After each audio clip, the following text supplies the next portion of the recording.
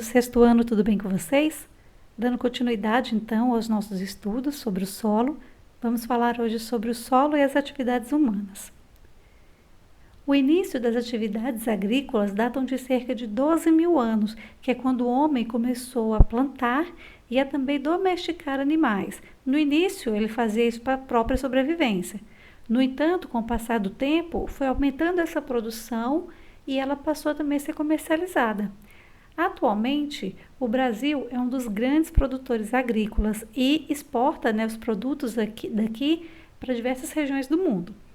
O Brasil tem regiões com climas e também solos diferentes, e com isso, algumas regiões podem necessitar de um manejo desse solo, que são a utilização de técnicas para deixá-lo adequado para o plantio. Uma dessas técnicas de manejo é a irrigação. A função da irrigação é regular o suprimento de água. Existem 3 tipos de irrigação. Por exemplo, essa primeira aqui é o gotejamento. Ele pode ser feito de diversas formas. Geralmente tem um tubo, uma tubulação, que ela pode apresentar um orifício aqui, da onde vai ficar caindo gotas mesmo de água e que vai irrigar a planta. Ou ela pode ter essa estrutura que parece uma torneirinha, que você consegue regular a quantidade de água que vai ser gotejada aqui.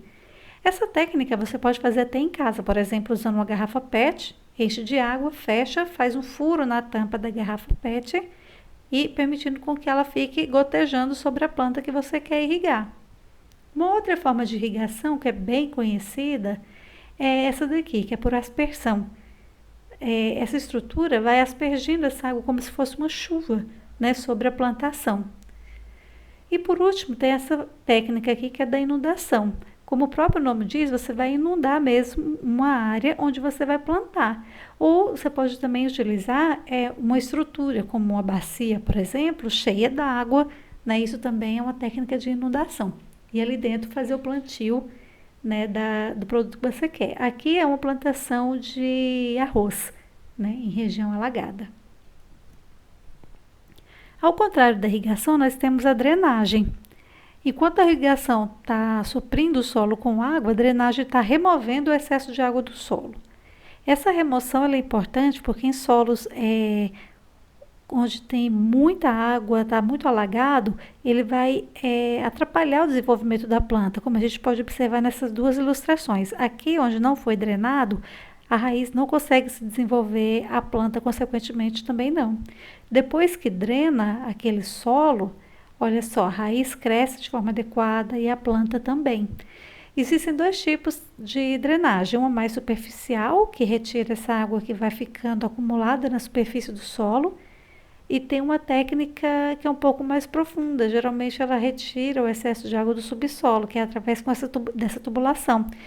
Nesses tubos aqui tem vários furinhos que ajudam, voltar aqui um pouquinho, existem vários furinhos aqui, que faz com que a água, permite com que a água entre dentro dessa tubulação e seja escoada para uma outra região, por exemplo, um córrego ou um rio.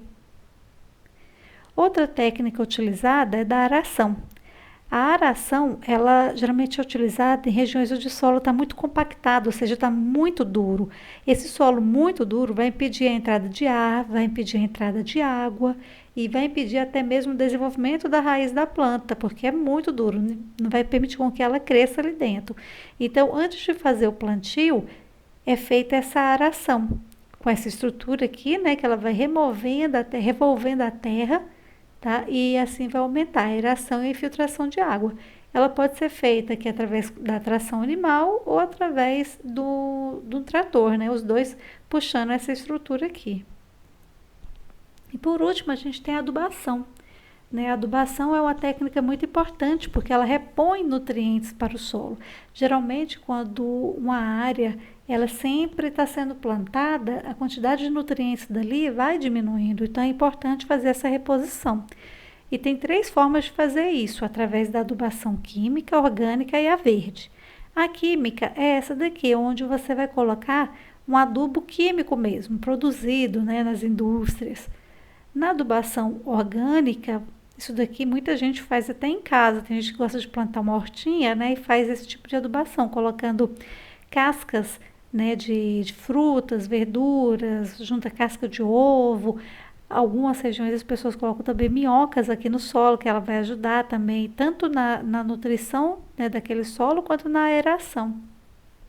E por último, a adubação verde. A adubação verde consiste numa técnica onde você planta a planta do cultivo mesmo e uma outra planta junto que vai ajudar na nutrição do solo. Geralmente essa outra planta é uma leguminosa.